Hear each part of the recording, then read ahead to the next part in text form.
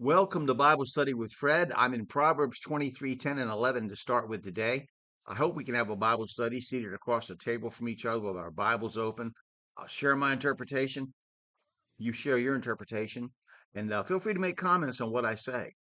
Now, remove not the old landmark, enter not into the fields of the fatherless. For the Redeemer is mighty, he shall plead their cause with thee. Again, as in verse 28 of the last chapter, we have a warning about moving landmarks to property, particularly of the fatherless, implying that the victim is alone in the world with no one to defend them. But God says he will defend them and take up their cause when his poor are threatened. The poor and powerless are often also naive, and in the Bible that's simple, and will sell their property for a very low price, being exploited by clever, wealthy investors trying to get control of commodity prices, food being a very important commodity. The World Bank released a report one year on this entitled "The Global Land Rush." It's happening quite a bit in Africa, where simple landowners are being defrauded by clever, wealthy investors.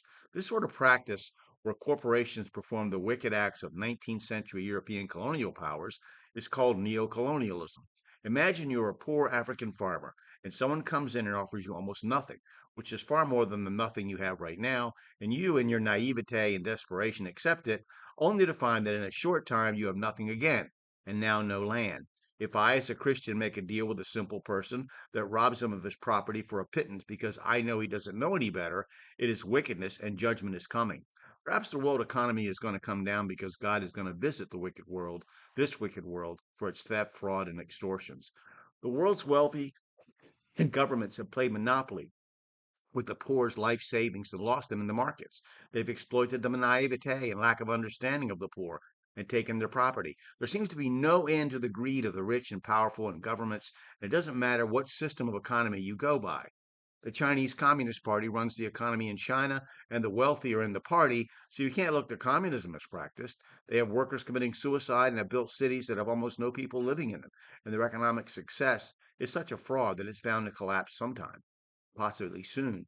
They buy our debt so we can purchase their products in a circular system that's like a house of cards. The capitalist elite that run the show here in the U.S. and have run us into the ground with their own mixture of government tyranny and corporate influence and manipulation and monopoly, so you can't look to that for justice as practice. Our government is so corrupt you could call it a corporatocracy, with neither party actually offering anything but huge government control and huge profits for giant international corporations. European socialists have made Europe a place of economic chaos, bland existence, and uncertainty. So socialism in practice doesn't provide an answer either. And all the people who protest against these economic systems, which are really one and the same, have nothing to offer to replace them.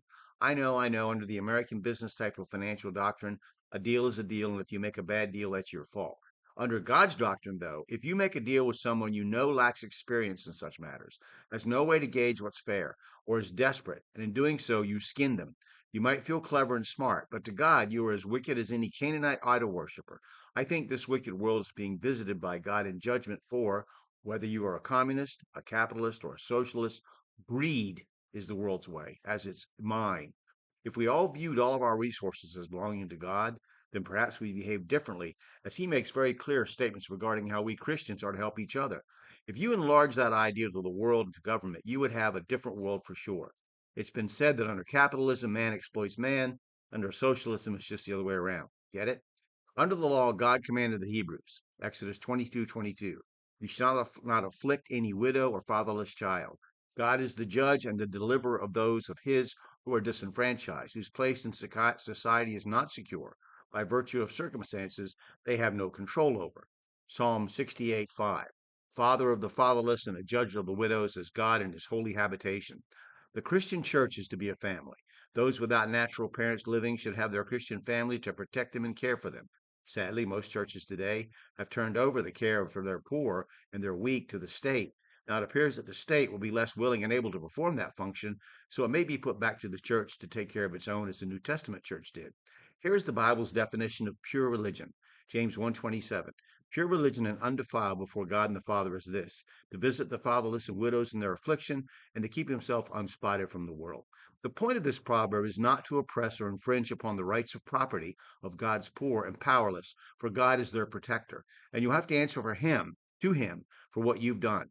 Although this proverb was given under the law, there's nothing about it that conflicts with church age doctrine.